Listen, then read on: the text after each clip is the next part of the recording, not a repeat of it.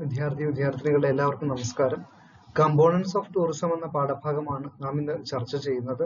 ഇത് tour guide എന്ന പാഠഭാഗത്തിലെ നമ്മുടെ വീഡിയോ ക്ലാസ്സുകളിൽ രണ്ടാമത്തേതാണ്. നിങ്ങൾ എല്ലാവരും ഈ ക്ലാസ് ശ്രദ്ധയോടുകൂടി മനസ്സിലാക്കുമെന്ന് കരുതുന്നു. എന്തെങ്കിലും സംശയമുള്ളവർക്ക് നേരിട്ട് ചോദിച്ച് മനസ്സിലാക്കാം. Components of tourism. പ്രിയമുള്ളവരെ, കമ്പോണൻസ് ഓഫ് ടൂറിസം എന്ന് പറയുന്നത് മൂന്നെണ്ണമാണ്. അതായത് tourism has mainly three components. First one is transportation, second one accommodation, third one attraction. അപ്പോൾ ടൂറിസത്തിന്റെ പ്രധാനപ്പെട്ട അടിസ്ഥാന ഘടകങ്ങൾ മൂന്നെണ്ണം. ഒന്നാമത്തേത് ട്രാൻസ്പോർട്ടേഷൻ, ഗതാഗതം. രണ്ടാമത്തേത് അക്കോമഡേഷൻ, ഭക്ഷണവും താമസവും. മൂന്നാമത്തേത് അട്രാക്ഷൻ, അല്ലെങ്കിൽ കാഴ്ച കാണാൻ ടൂറിസ്റ്റുകൾ എത്തിച്ചേരുന്ന സ്ഥലം. ഈ മൂന്ന് കാര്യങ്ങളാണ് നമുക്ക് ടൂറിസത്തിന്റെ കമ്പോണൻസ് ആയി പഠിക്കാൻ മനസ്സിലാക്കാൻ ഉള്ളത്. നമുക്ക് ഒന്നാമത്തെ കമ്പോണന്റ് ആയ ട്രാൻസ്പോർട്ടേഷനെ കുറിച്ച് മനസ്സിലാക്കാൻ ശ്രമിക്കാം. സോ ട്രാൻസ്പോർട്ടേഷനിൽ നമുക്ക് മനസ്സിലാക്കാനുള്ളത് ടൈപ്സ് ഓഫ് ജേർണി എന്ന ഇവിടെ കാണിച്ചിരിക്കുന്ന ചാർട്ടാണ്. ടൈപ്സ് ഓഫ് ജേർണി അതിൽ ഉൾപ്പെടുന്നത് air travel, road travel, rail travel, then water travel. ഇവിടെ മാരിടൈം എന്നാണ് കാണിച്ചിരിക്കുന്നത്, അത് വാട്ടർ ട്രാവൽ ആണ്. സോ നമുക്കറിയാം എയർ, റോഡ്, റെയിൽ, വാട്ടർ എന്നിങ്ങനെ നമുക്ക് ഗതാഗതങ്ങളെ ചെറിയ ക്ലാസ്സുകളിൽ തരംതിരിക്കുവാൻ നാം പഠിച്ചിട്ടുണ്ട്. അത് തന്നെയാണ് ഇവിടെ നാം അപ്ലൈ ചെയ്യുന്നത്. വളരെ ലളിതമായ ഒരു പാഠഭാഗമാണ്, ഈസി ആയിട്ട് മനസ്സിലാക്കാം. സോ കമ്പോണൻസ് ഓഫ് ടൂറിസത്തിലെ ഒന്നാമത്തെ ട്രാൻസ്പോർട്ടേഷനിൽ ഉൾപ്പെടുന്ന കാര്യങ്ങൾ. ഒന്നാമത്തേത് എയർ ട്രാവൽ. നമുക്കറിയാം എയർ ട്രാവലിലെ വ്യോമയാന ഗതാഗതം അല്ലെങ്കിൽ വിമാന ഗതാഗതം എന്നൊക്കെ നമുക്ക് മലയാളത്തിൽ പറയാം. അവിടെ വരുന്നത് ഷെഡ്യൂൾഡ് എയർലൈൻ സർവീസുകളും ചാർട്ടേഡ് എയർലൈൻ സർവീസുകളുമാണ് ഇവിടെ കാണിച്ചിരിക്കുന്നത്. ഷെഡ്യൂൾഡ് എയർലൈൻ സർവീസസ് എന്ന് പറഞ്ഞു കഴിഞ്ഞാൽ ഏതെങ്കിലും ഒരു പ്രത്യേക റൂട്ടിൽ സർവീസ് നടത്തുന്ന വിമാനങ്ങളെ നമുക്ക് ഷെഡ്യൂൾഡ് എന്ന് വിശേഷിപ്പിക്കാം. ഉദാഹരണം കൊച്ചിൻ ദുബായ്, അല്ലെങ്കിൽ ട്രിവാൻഡ്രം മസ്കറ്റ്, അല്ലെങ്കിൽ ദോഹ ഖത്തർ. അങ്ങനെ ഒരു റൂട്ടിൽ നിന്നും, ഒരു ഒറിജിൻ എയർപോർട്ടിൽ നിന്നും മറ്റൊരു ഡെസ്റ്റിനേഷൻ എയർപോർട്ടിലേക്ക് പോകുന്ന വിമാന സർവീസുകളെ നമുക്ക് ഷെഡ്യൂൾഡ് സർവീസസ് എന്ന് വിളിക്കാം. നമ്മൾ ടിക്കറ്റ് ബുക്ക് ചെയ്താണ് സാധാരണഗതിയിൽ അതിൽ യാത്ര ചെയ്യുന്നത്. എന്നാൽ രണ്ടാമത്തെ ഷെഡ്യൂൾഡ് അല്ലാത്ത സർവീസ് വിമാനങ്ങളെ നമുക്ക് ചാർട്ടേഡ് ഫ്ലൈറ്റ്സ് എന്ന് വിശേഷിപ്പിക്കാം. നാം ഒരു വിമാനം വാടകയ്ക്കെടുത്ത് യാത്ര ചെയ്യുകയാണെങ്കിൽ അതിനെ നമുക്ക് ചാർട്ടേഡ് ഫ്ലൈറ്റ് എന്ന് സിമ്പിളായി വിശേഷിപ്പിക്കാം. ഇപ്പൊ ഷെഡ്യൂൾഡും ചാർട്ടേഡും തമ്മിലുള്ള ഏറ്റവും പ്രധാനപ്പെട്ട വ്യത്യാസം എന്ന് പറഞ്ഞു കഴിഞ്ഞാൽ ലൈൻ ബസ് അല്ലെങ്കിൽ റൂട്ടിൽ ഓടുന്ന ബസ്സും കോൺട്രാക്ട് കാരേജ് ടൂറിസ്റ്റ് ബസ്സുകളും തമ്മിലുള്ള വ്യത്യാസമാണ്. നമുക്കറിയാം റൂട്ടിൽ ഓടുന്ന ബസ് പ്രത്യേക പെർമിറ്റ് അടിസ്ഥാനമാക്കിയാണ് പ്രവർത്തിക്കുന്നത്. അതൊരു പ്രത്യേക റൂട്ടിൽ മാത്രമേ സർവീസ് നടത്തുകയുള്ളൂ. ഉദാഹരണം ഗുരുവായൂർ, എറണാകുളം. എന്നാൽ നാം വാടകയ്ക്ക് വിളിക്കുന്ന ടൂറിസ്റ്റ് ബസ്സിനെ സംബന്ധിച്ച് അത് ചാർട്ടേഡ് ഫ്ലൈറ്റ് പോലെ നമുക്ക് വാടകയ്ക്ക് വിളിക്കുന്ന ആളുടെ സൗകര്യത്തിനും താല്പര്യത്തിനനുസരിച്ചാണ് അത് യാത്ര ചെയ്യുന്നത്, അല്ലെങ്കിൽ അതിൽ നമുക്ക് യാത്ര ചെയ്യാൻ സാധിക്കുന്നത്. അപ്പൊ ഇതാണ് ചാർട്ടേഡ് ഫ്ലൈറ്റും ഷെഡ്യൂൾഡ് ഫ്ലൈറ്റും തമ്മിലുള്ള വ്യത്യാസം. എയർ ട്രാവലിൽ തന്നെ നമുക്ക് മറ്റു വിവിധ മാർഗങ്ങളെ കുറിച്ച് വേണമെങ്കിൽ പറയാൻ സാധിക്കും. നമുക്ക് ഹെലികോപ്റ്ററിനെ നമുക്ക് എയർ ട്രാവലിന്റെ ഭാഗമായി കാണാം. അതുപോലെ എയർ ബലൂൺസിന് നമുക്ക് വേണമെങ്കിൽ എയർ ട്രാവലിന്റെ ഭാഗമായി കാണാം. ഗ്ലൈഡേഴ്സ് ടൂറിസം പർപ്പസിൽ ഉപയോഗിക്കുന്നുണ്ട്, അല്ലെ? പാരഷൂട്ട്സ് ഒക്കെ ടൂറിസം പർപ്പസിൽ ഉപയോഗിക്കുന്ന സാധന സാമഗ്രികളാണ്. അതുകൊണ്ട് ഇതിനെല്ലാം തന്നെ നമുക്ക് എയർ ട്രാവലിന്റെ ഭാഗമായി മനസ്സിലാക്കാൻ സാധിക്കും. മറ്റൊരു കാര്യമാണ് രണ്ടാമത്തെ ടൈപ്സ് ഓഫ് ജേർണിയിൽ വരുന്ന കാര്യമാണ് റോഡ് ട്രാൻസ്പോർട്ടേഷൻ. നമുക്കറിയാം നമുക്ക് സാധാരണഗതിയിൽ ഏറ്റവും അധികം നാം ഉപയോഗിക്കുന്ന സൈക്കിളിലായാലും നടന്നായാലും കാറിലായാലും ടാക്സിയിലായാലും വാൻ, ബസ്, മോട്ടോർ സൈക്കിൾ, അല്ലെ? ഇങ്ങനെ വിവിധ മാർഗങ്ങളിലൂടെ നമുക്ക് യാത്ര ചെയ്യാൻ സാധിക്കും. അതിനെ നമുക്ക് റോഡ് ട്രാവൽ. ഏറ്റവും ലളിതമായി നാം മനസ്സിലാക്കുന്ന അല്ലെങ്കിൽ നമുക്ക് മനസ്സിലാകുന്ന സാധാരണക്കാരന്റെ യാത്രയാണ് റോഡ് ട്രാവൽ.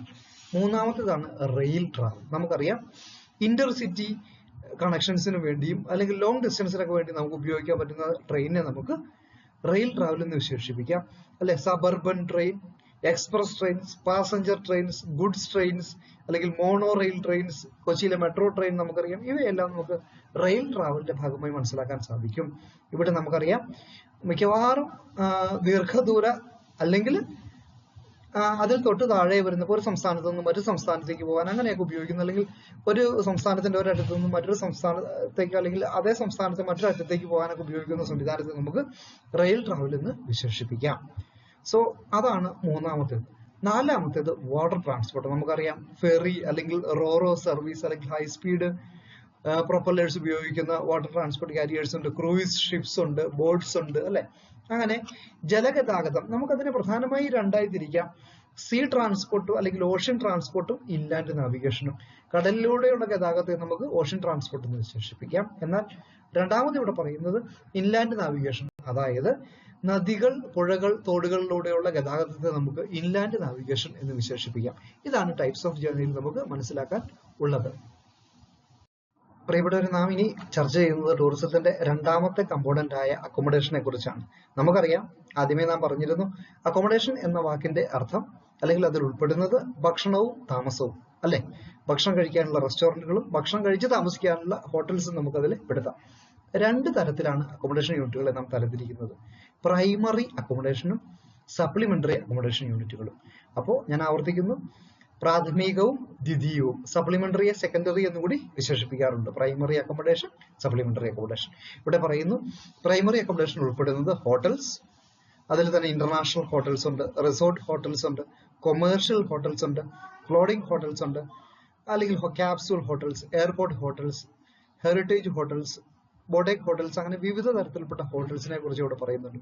രണ്ടാമത്തേതാണ് supplementary accommodation. പ്രിയപ്പെട്ടവരെ, അതിൽ വരുന്നത് മോട്ടൽസ്, യൂത്ത് ഹോസ്റ്റൽസ്, അതുപോലെ തന്നെ camping sites, pensions, bread and breakfast inns, holiday villages, home stays, അങ്ങനെ വിവിധങ്ങളായ ഫാം ഹൗസസ് ഒക്കെ ഉൾപ്പെടുന്ന വിവിധങ്ങളായ അക്കോമഡേഷൻ നമുക്ക് രണ്ടാമത്തെ തരമായ സപ്ലിമെന്ററി അക്കോമഡേഷൻ എന്ന വിഭാഗത്തിൽ മനസ്സിലാക്കാൻ സാധിക്കും.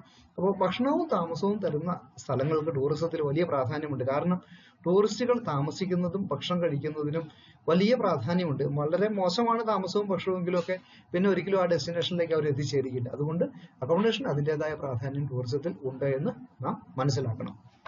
അടുത്ത കമ്പോണന്റ് ആണ് മൂന്നാമത്തെ, അട്രാക്ഷൻ.